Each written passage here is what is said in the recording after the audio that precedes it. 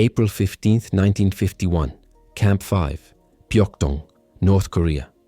Colonel Chen Wei-ming studied the intelligence files spread across his wooden desk, each folder representing another broken American mind waiting to be rebuilt. Through the frost-covered window of his headquarters, 3,000 United Nations prisoners moved through their morning routines, unaware they had become subjects in the most ambitious psychological experiment in military history. The statistics from mainland China filled Chen with quiet satisfaction. 2 years of thought reform campaigns had achieved unprecedented success rates. University professors, 68% ideological conversion. Nationalist prisoners, 73% renounced their former beliefs. Religious leaders, 81% publicly embraced communist doctrine. The scientific approach worked with mathematical precision. Chen's indoctrination team had arrived at Pyeongtaek carrying detailed manuals developed by Mao's psychological warfare specialists. Small group criticism sessions, exploitation of guilt and consistency principles, social isolation combined with peer pressure, the lenient policy that avoided crude physical torture while systematically dismantling capitalist thinking patterns. American prisoners presented unique opportunities. Unlike stoic Chinese intellectuals or fatalistic Korean peasants, these men came from a society built on individualism and material comfort. Their psychological foundations seemed more brittle, more susceptible to doubt when confronted with systematic ideological pressure. The camp's organizational structure reflected scientific precision. 5 companies, each broken into 40 squads of 15 men. Daily lecture schedules followed by mandatory discussion groups. Prisoner committees creating the illusion of self-governance, while Chinese political officers guided every conversation toward predetermined conclusions. Chen opened the thickest folder. 7,000 American prisoners distributed across 17 camps throughout North Korea. The largest collection of enemy minds ever assembled for systematic conversion. Previous wars had focused on extracting military information. This conflict would demonstrate something far more valuable: the ability to transform enemy soldiers into communist converts who would return home as living proof of ideological superiority. The morning reports indicated excellent initial compliance. Americans attended lectures, participated in discussions, even wrote letters praising camp conditions. Everything proceeded exactly as the manuals predicted. Chen had no way of knowing he was about to witness the most spectacular failure in the history of psychological warfare. The Psychological Warfare Manual that arrived at Camp 5 in March 1951 represented 3 years of intensive research by Mao's most brilliant social scientists. Dr. Liu Shaoqi's Institute for Revolutionary Psychology had dissected the human mind with the same precision German engineers applied to jet engines. The difference: this technology targeted thoughts instead of metal. The manual's opening chapter revealed startling statistics from China's domestic thought reform campaigns. Beijing University, 847 professors subjected to intensive indoctrination, 578 publicly renounced their bourgeois academic thinking. Tianjin Prison Complex, 12,000 nationalist supporters processed through systematic psychological reconstruction, 8,760 emerged as committed communists. The numbers validated a revolutionary discovery. Human beliefs could be manufactured as efficiently as steel or grain. Soviet psychological warfare theorists had provided the theoretical foundation. Dr. Ivan Pavlov's conditioning experiments proved behavior could be modified through controlled stimuli. Stalin's purge trials demonstrated how intelligent men could be convinced to confess crimes they never committed. Chinese researchers synthesized these concepts into a comprehensive system for ideological conversion. The lenient policy represented calculated sophistication. While North Korean guards relied on beatings and starvation, Chinese political officers employed psychological precision. Physical torture created martyrs and resistance. Mental pressure, applied correctly, transformed enemies into allies who believed their conversion was voluntary. Camp 5's daily schedule reflected this scientific approach. Each morning, prisoners assembled in groups of 12 for educational lectures. Political officer Wang Zhengguo would present carefully selected information about American society: unemployment statistics, racial violence, corporate exploitation. The presentations avoided obvious propaganda, instead allowing prisoners to draw their own conclusions about capitalism's failures. Afternoon sessions focused on criticism and self-criticism. Americans were encouraged to examine their personal histories, identifying moments when they had perpetuated or benefited from social injustice. The technique exploited Western concepts of fairness and equality, turning American values against themselves. prisoners found themselves defending positions that led inevitably toward communist conclusions. The physical environment supported psychological manipulation. Prisoner committees handled sanitation, food distribution, and entertainment, creating the illusion of democratic self-governance. Chinese officers remained largely invisible, allowing Americans to believe they were making independent decisions about camp life. Every choice, however, had been predetermined to reinforce collectivist thinking patterns. Squad leaders emerged naturally from each 15-man group, usually the most intelligent or charismatic prisoners. Chinese political officers identified these informal leaders and subjected them to intensive private sessions. Converting influential prisoners created cascading effects throughout their squads. Other Americans, seeing respected comrades embrace communist ideologies, experienced cognitive dissonance that made them susceptible to similar conversion. The system's genius lay in exploiting American psychology specifically. Unlike Asian subjects conditioned to accept authority, Americans required the illusion of independent thought. Chinese instructors presented communist theory as logical conclusions rather than imposed doctrine. Prisoners weren't ordered to embrace Marxism.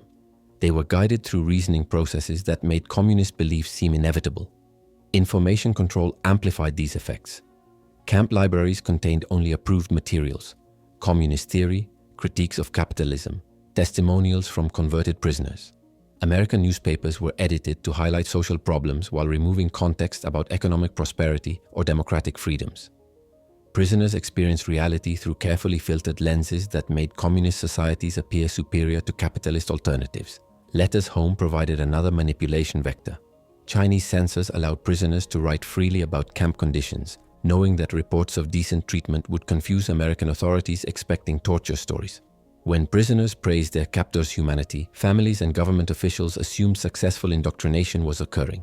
Their strategy generated exactly the psychological pressure Chinese planners intended.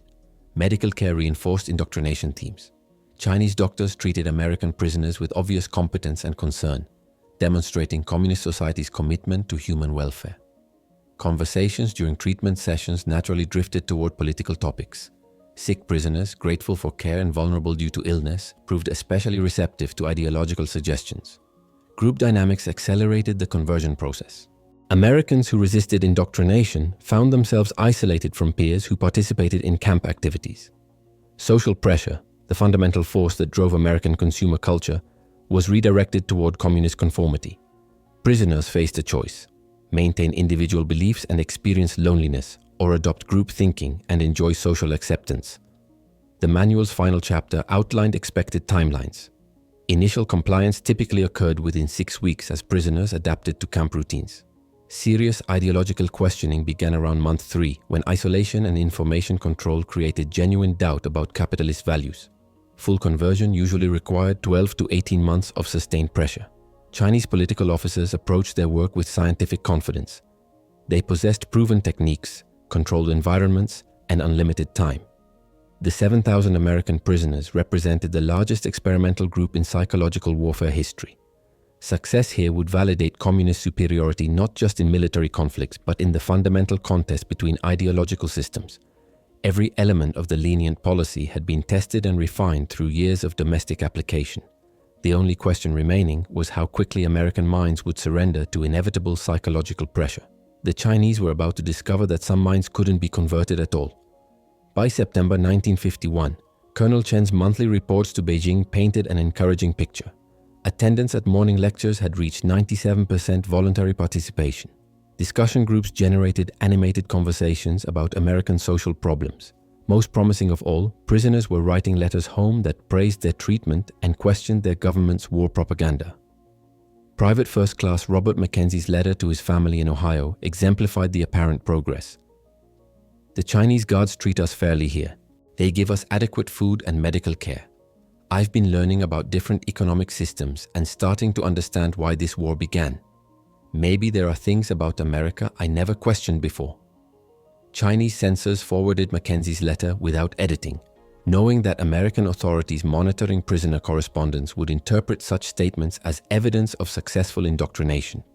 In reality, Mackenzie was demonstrating survival intelligence, writing what his captors wanted to hear while maintaining private skepticism about communist ideology.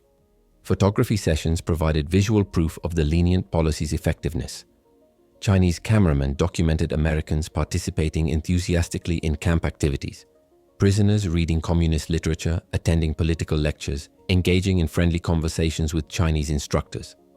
The images would later appear in international communist publications as evidence that American soldiers were willingly embracing Marxist principles. Sergeant William Foster posed for photographs holding a copy of Mao's writings, smiling beside his Chinese instructor. The image suggested ideological conversion in progress. Foster's private thoughts remained unrecorded. He was calculating which behaviors would improve his chances of survival and eventual repatriation. The photograph captured compliance, not conversion.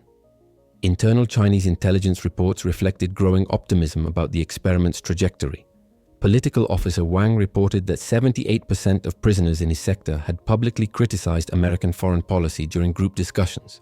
Squad leaders noted increasing prisoner requests for additional communist literature. Medical staff observed that Americans who participated actively in indoctrination sessions showed better mental health than those who remained resistant. These statistics seemed to validate the scientific approach. Chinese political officers had predicted that American individualism would actually accelerate conversion once prisoners began questioning their beliefs. Unlike Chinese subjects who resisted change through cultural conditioning, Americans supposedly lacked deep ideological foundations and would embrace new ideas once presented with logical arguments. Progress reports flowing back to Beijing highlighted specific success stories. Lieutenant James Patterson had written detailed critiques of capitalist economic theory for the camp newspaper. Corporal David Chen, no relation to the colonel, delivered lectures to fellow prisoners about racial inequality in America. Technical Sergeant Michael O'Brien requested permission to study advanced Marxist theory during his spare time. Each case study reinforced Chinese confidence in their methods. The Psychological Warfare Manual had predicted exactly these patterns of behavior. Initial resistance gave way to curiosity, then doubt, finally acceptance. The timeline varied by individual, but the progression appeared universal. American prisoners were following the same conversion pathway that had proven successful with thousands of Chinese intellectuals and nationalist soldiers. Comparative data strengthened Chinese optimism further. Intelligence reports from other camps throughout North Korea showed similar patterns of apparent American cooperation. Letters home consistently praised Chinese treatment while criticizing American society. Prisoner committees functioned smoothly under Chinese guidance. Medical complaints decreased as Americans adapted to communist camp structure. Most encouraging were comparisons with Chinese prisoners held in United Nations camps. Intelligence sources reported that Chinese and North Korean POWs were maintaining rigid resistance to American indoctrination attempts. Traditional communist loyalty appeared stronger than capitalist individualism. When eventual prisoner exchanges occurred, Chinese leadership expected to demonstrate clear ideological superiority. Their soldiers returning home unchanged while converted Americans spread communist ideas throughout the United States. By December 1951, Chinese political officers were requesting longer assignment periods at Camp 5. Working with American prisoners had become a prestigious assignment within the psychological warfare establishment. Success here would validate years of theoretical research and establish China as the world leader in ideological conversion techniques. Colonel Chen began drafting recommendations for expanding the lenient policy to civilian populations after the war's conclusion. The psychological techniques proving effective with American soldiers could theoretically be applied to entire societies. Communist victory in Korea would demonstrate military superiority. Successful prisoner conversion would prove ideological dominance. Monthly statistics supported this confidence. Prisoner participation rates continued climbing. Letters home grew increasingly critical of American society. Requests for communist literature exceeded supply. Every measurable indicator suggested the experiment was succeeding beyond original projections. Chinese political officers had no way of recognizing that American prisoners were simply demonstrating tactical adaptation, saying what was necessary to survive while maintaining core beliefs that would prove impossible to change. The performance was so convincing that even the performers sometimes questioned their own convictions. March 1952 brought the first troubling reports that made Colonel Chen question his monthly statistics. Political officer Wang discovered that prisoners were using seemingly innocent conversations to maintain prohibited military structures. During a routine inspection of discussion groups, Wang observed Sergeant Murphy asking Private Johnson to help with laundry duties tomorrow at 800 hours. The language seemed casual, but Wang recognized military time references and command relationships that should have been eliminated months ago.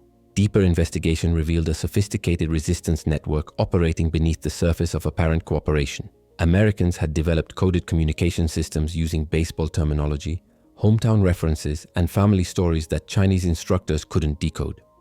When prisoners discussed visiting Yankee Stadium next season, they were actually coordinating information about guard rotations and camp security procedures. Dr. Liu's psychological assessment team arrived in April to evaluate conversion progress. Their findings contradicted the optimistic statistical reports. Extended interviews with supposedly converted prisoners revealed troubling patterns. Americans could recite communist theory fluently and critique capitalist society convincingly, but their core value systems remained fundamentally unchanged. They performed ideological conversion rather than experiencing it. Private Mackenzie, whose letters home had impressed Chinese censors, demonstrated this disconnect during psychological evaluation. Mackenzie accurately described Marxist economic theory and eloquently criticized American racial policies. When pressed about personal commitment to communist principles, however, his responses became mechanical and rehearsed. Dr. Liu concluded that Mackenzie had learned to mimic conversion without actually believing anything he was saying. Similar patterns emerged throughout the camp population. Americans displayed remarkable ability to compartmentalize their public statements from private convictions. Chinese instructors found themselves dealing with prisoners who attended lectures enthusiastically, participated in discussions actively, and wrote inflammatory letters home, while maintaining stubborn psychological resistance to actual ideological change. The timeline projections were failing consistently. Prisoners who should have reached full conversion after 18 months of indoctrination showed no signs of genuine belief transformation. Chinese political officers requested extended assignment periods, arguing that American psychology required longer treatment than originally calculated. Beijing granted these requests while privately questioning the effectiveness of techniques that had proven successful with Chinese subjects. Most disturbing was the discovery that American prisoners were actually strengthening each other's resistance through their apparent cooperation. Group criticism sessions designed to break down individual defenses instead became forums for subtle mutual support. Americans would confess personal failings and critique their society in ways that seemed to satisfy Chinese instructors while actually reinforcing shared identity and values among prisoners. Lieutenant Patterson's case study illustrated this phenomenon. Patterson had written extensive critiques of American foreign policy for the camp newspaper, articles that Chinese propaganda offices distributed internationally as evidence of successful conversion. Investigation revealed that Patterson was deliberately including factual errors and subtle contradictions in his writing that other American prisoners would recognize as signals that his statements were coerced rather than sincere. By summer 1952, Chinese political officers were reporting behavioral patterns they hadn't encountered with previous subject populations. American prisoners maintained morale through invisible networks that Chinese supervision couldn't penetrate. They demonstrated remarkable psychological resilience, bouncing back from isolation and pressure techniques that typically broke other nationalities within weeks. Colonel Chen began receiving inquiries from Beijing about projected completion dates for the conversion program. The original 18-month timeline had expired with disappointing results. Chinese leadership wanted concrete evidence that American prisoners were genuinely embracing communist ideology, not merely performing compliance behaviors. The statistical reports that had once filled Chen with confidence now seemed inadequate. Attendance figures and participation rates measured surface behaviors rather than psychological transformation. The sophisticated assessment techniques that worked reliably with Chinese intellectuals produced ambiguous results with American subjects. For the first time since arriving at Camp 5, Colonel Chen faced the possibility that his scientific approach might be encountering limits that theory had never predicted. American minds were proving more resistant to systematic pressure than any previous experimental group. The lenient policy was achieving compliance without conversion, a distinction that threatened the entire theoretical foundation of Chinese psychological warfare doctrine. August 5, 1953. Operation Big Switch commenced at Panmunjom with Colonel Chen standing beside the exchange tents, clipboard in hand, waiting to document the greatest triumph in psychological warfare history. 2.5 years of scientific indoctrination were about to be validated as converted American prisoners chose to remain in communist territory rather than return to their capitalist homeland.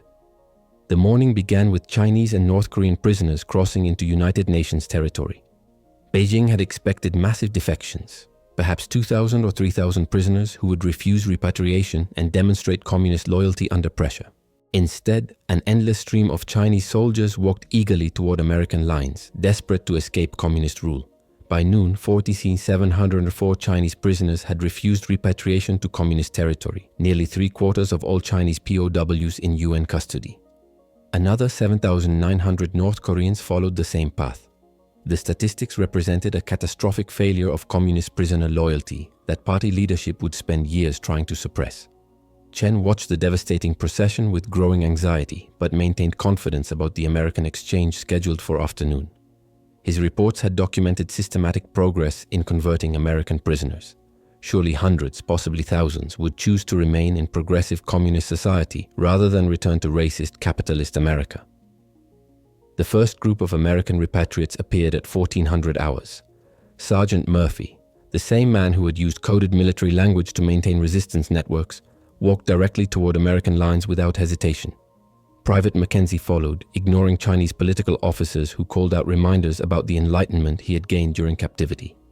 Lieutenant Patterson crossed the exchange point, carrying notes he had secretly maintained throughout imprisonment. Detailed records of Chinese indoctrination techniques that would later inform US military psychological warfare defenses. Technical Sergeant O'Brien, who had requested advanced Marxist literature during his captivity, discarded communist pamphlets in full view of Chinese observers before embracing American medical personnel. Hour after hour, American prisoners streamed toward freedom. Each man represented months of intensive indoctrination, carefully planned psychological pressure, scientific application of conversion techniques that had proven successful with thousands of Chinese subjects. Yet every single American walked away from communism without hesitation. By evening, only 21 Americans had indicated any interest in remaining in communist territory. Colonel Chen reviewed their files desperately, searching for validation of his program's success. The group included several men with documented mental health problems, a few facing serious criminal charges in the United States, and others whose motivations appeared more personal than ideological. The final count delivered a psychological blow that reverberated through Chinese leadership. 3,597 Americans repatriated, 21 refused repatriation. A conversion rate of 0.58%, less than 1% after 2.5 years of intensive psychological warfare, representing the most ambitious indoctrination experiment in human history. Beijing's initial response was denial. Chinese political officers submitted reports claiming that many converted Americans had been coerced by UN authorities into accepting repatriation against their true wishes. Intelligence analysts suggested that American threats or promises had corrupted the exchange process. Party leadership demanded investigations into sabotage of the psychological warfare program. Colonel Chen faced intensive questioning from Communist Party investigators who could not comprehend how scientifically proven techniques had failed so completely. The methods that achieved 68% conversion rates with Chinese university professors, 73% success with nationalist prisoners, and 81% compliance from religious leaders had produced virtually no results with American subjects. Comparative analysis made the failure even more devastating. While fewer than 1% of Americans embraced communism after intensive indoctrination, over 70% of Chinese prisoners had abandoned communist ideology after exposure to American treatment. The psychological warfare exchange had not only failed, it had demonstrated the opposite of intended results. Dr. Liu's post-operation assessment team produced a classified report that would remain secret for decades. Their conclusion: American prisoners had demonstrated psychological resistance patterns that existing communist theory could not explain or overcome. The individualistic cultural foundation that Chinese analysts had identified as a weakness had actually provided immunity to collectivist indoctrination techniques. The 21 Americans who chose to remain presented their own complications for communist propaganda. Several suffered obvious mental health problems that made them poor ambassadors for communist ideology. Others had joined communist territory to escape legal troubles rather than embrace political beliefs. Only a handful could articulate genuine ideological conversion, and their statements often contradicted basic Marxist principles. International communist publications quietly shelved planned articles about successful American prisoner conversions. The photographic evidence of Americans reading communist literature and attending political lectures, images that were supposed to demonstrate ideological victory, now served as embarrassing reminders of a massive intelligence failure. Chinese military doctrine required fundamental revision. The psychological warfare manual that had guided indoctrination efforts throughout the Korean conflict was withdrawn from circulation. Research programs investigating American cultural psychology received emergency funding as communist leadership sought to understand why their most sophisticated techniques had proven completely ineffective. Colonel Chen's final report to Beijing contained a conclusion that challenged the theoretical foundations of Marxist psychology. American subjects demonstrated resistance to ideological conversion that appears to be cultural rather than individual in nature. Further research is required to determine whether Western democratic psychology creates immunity to scientific thought reform techniques. The sentence represented more than statistical failure. It acknowledged that communist psychological warfare, the supposed scientific demonstration of ideological superiority, had encountered an enemy it could not defeat, the American mind itself. Dr. Robert J. Lifton arrived in Hong Kong during fall 1953, carrying authorization from the U.S. Army Medical Research Command to conduct the most comprehensive psychological study of the Korean War prisoner experience. His mission? Determine why American minds had proven immune to indoctrination techniques that achieved high success rates with other populations. Lifton's interviews with 25 repatriated Americans and 15 Chinese nationals revealed fundamental differences in psychological architecture that communist theorists had completely misunderstood. American cultural conditioning, rather than creating vulnerability to ideological manipulation, had actually provided sophisticated defense mechanisms against systematic mental pressure. The research identified American individualism as the primary factor in resistance to thought reform. Unlike Chinese subjects raised in collectivist societies where group harmony took precedence over personal conviction, Americans possessed deep-seated beliefs about individual moral authority that could not be transferred to external sources. When Chinese instructors attempted to establish ideological authority over American prisoners, they encountered psychological barriers that had been reinforced through decades of democratic cultural experience. Military training had inadvertently provided additional protection against communist conversion techniques. American soldiers learned to maintain mission focus under stress, compartmentalize information to protect operational security, and resist interrogation through mental discipline. These skills proved directly applicable to resisting ideological manipulation. When political officer Wang attempted to break down Private Johnson's resistance through isolation and criticism sessions, Johnson employed the same psychological techniques he had used to resist simulated enemy interrogation during training. Democratic values created another layer of immunity that Chinese political officers never recognized. Americans had been conditioned since childhood to question authority, demand evidence for claims, and maintain skepticism about absolute truth. Communist indoctrination required prisoners to accept ideological premises without critical examination, exactly the mental behavior that American education and culture had trained them to reject. The abundance mindset prevalent in American society provided psychological armor against communist arguments about economic inequality. Chinese instructors would present statistics about American poverty and unemployment, expecting prisoners to feel guilt about capitalist exploitation. Instead, American prisoners compared their worst economic experiences to the obvious scarcity they observed in communist territory. Even Americans from poor backgrounds had experienced material comfort that exceeded what Chinese guards possessed. Lifton's analysis revealed that informal social networks among American prisoners had functioned as psychological support systems that Chinese political officers could not penetrate or eliminate. Americans naturally formed leadership hierarchies based on competence and character rather than ideological purity. These networks provided emotional reinforcement for resistance while creating alternative sources of authority that competed with Chinese indoctrination efforts. Religious faith contributed significantly to American psychological resilience, though Chinese political officers had systematically underestimated its importance. Many American prisoners possessed deep spiritual convictions that provided meaning and purpose independent of political ideology. When Chinese instructors attacked capitalist society, prisoners could maintain psychological stability through religious beliefs that transcended economic systems entirely. The study documented how American prisoners had weaponized their apparent compliance to maintain resistance. Unlike Chinese subjects who either genuinely converted or openly rebelled, Americans developed sophisticated deception strategies that satisfied Chinese requirements while preserving core beliefs. This tactical flexibility, learned through democratic political participation where compromise and strategic thinking were essential skills, allowed Americans to survive indoctrination attempts without genuine psychological surrender.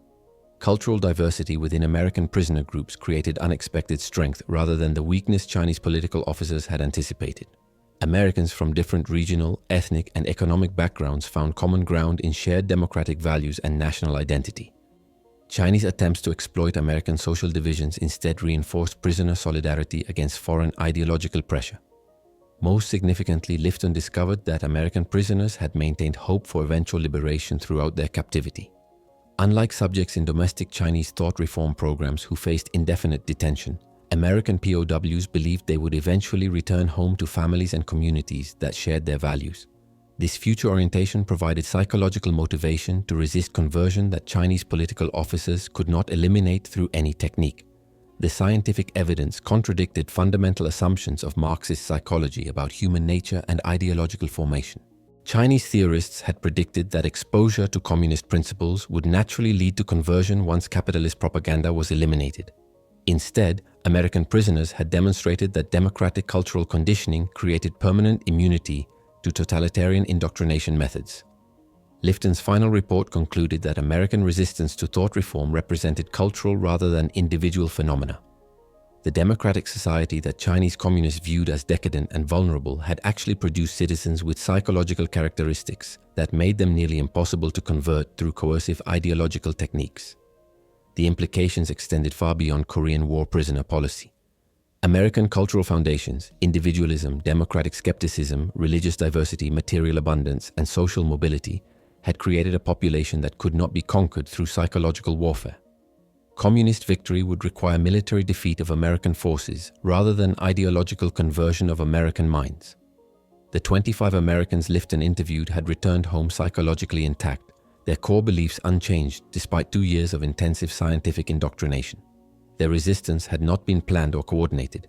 It emerged naturally from cultural conditioning that made them fundamentally incompatible with communist thought reform. American democracy had produced its ultimate defense, citizens whose minds could not be conquered. The failure at Camp 5 triggered a complete restructuring of communist psychological warfare doctrine that would influence Cold War strategy for decades. By December 1953, Chinese military academies had quietly retired the lenient policy manual and begun developing harsher interrogation techniques based on physical rather than psychological coercion. The scientific approach that had promised ideological victory through mental manipulation was abandoned as fundamentally flawed when applied to Western subjects. Soviet intelligence services received classified Chinese reports documenting the catastrophic conversion rates among American prisoners.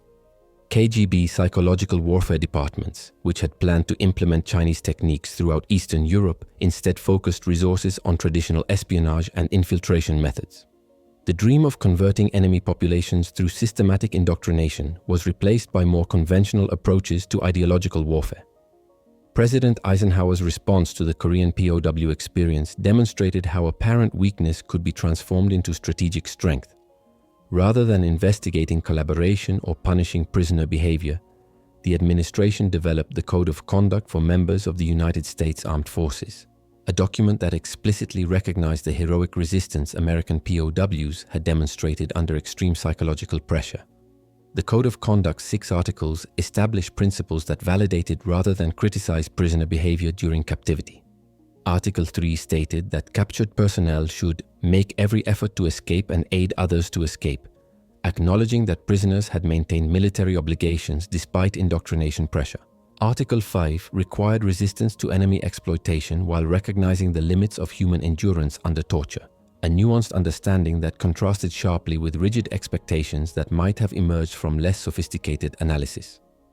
CIA behavioral research programs, established in response to initial fears about communist brainwashing capabilities, ultimately confirmed American psychological superiority rather than vulnerability. Project Artichoke and related studies attempted to replicate Chinese techniques under controlled conditions.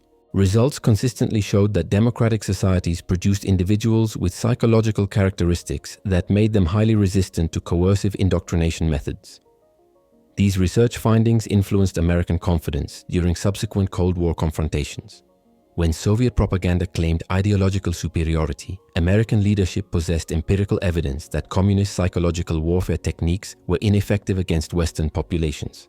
The Korean experience had provided a laboratory demonstration that American cultural foundations were stronger than communist indoctrination methods.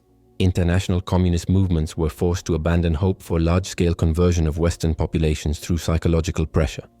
Instead of expecting ideological victory through thought reform techniques, communist parties focused on exploiting existing social divisions and economic grievances within target societies. The failure in Korea had demonstrated that healthy democratic cultures could not be conquered through mental manipulation alone. Military training programs worldwide incorporated lessons learned from Chinese indoctrination attempts. American forces received enhanced instruction in resistance techniques, but the primary emphasis was on cultural and psychological factors that had provided natural immunity. Rather than viewing themselves as vulnerable to enemy psychological warfare, American servicemen learned that their democratic upbringing was their greatest protection against ideological conversion attempts. Academic research into Chinese thought reform techniques, led by scholars like Robert J. Lifton, established the United States as the world authority on understanding and countering psychological manipulation. American expertise in recognizing and resisting indoctrination became a valuable resource for allied nations facing communist psychological warfare campaigns. The strategic implications extended through decades of Cold War competition. When Vietnamese communists attempted to replicate Chinese success with American prisoners during the Vietnam conflict, they encountered similar resistance patterns. American POWs in Southeast Asia demonstrated the same psychological immunity that had frustrated Chinese political officers in Korea, confirming that democratic cultural conditioning provided permanent advantages in ideological warfare. Modern counterterrorism and resistance training programs still reference Korean War prisoner experiences as examples of effective psychological resistance under extreme pressure. The 21 Americans who chose communist territory remain statistical outliers that validate rather than undermine the broader pattern of American psychological resilience. Perhaps most significantly, the Korean experience established precedent for American confidence in cultural competition with authoritarian systems. When subsequent conflicts involved ideological as well as military dimensions, American leadership possessed historical evidence that democratic societies produce citizens whose minds could not be conquered through coercive techniques. The Chinese had attempted to demonstrate communist psychological superiority through the largest indoctrination experiment in military history. Instead, they had provided definitive proof that American cultural foundations were immune to totalitarian mental manipulation. The 0.58% conversion rate at Camp 5 became a permanent testament to the strength of democratic psychology against communist psychological warfare. What began as Chinese confidence in their scientific approach to ideological conversion ended as validation of American cultural superiority in the most important battlefield of the Cold War, the human mind itself.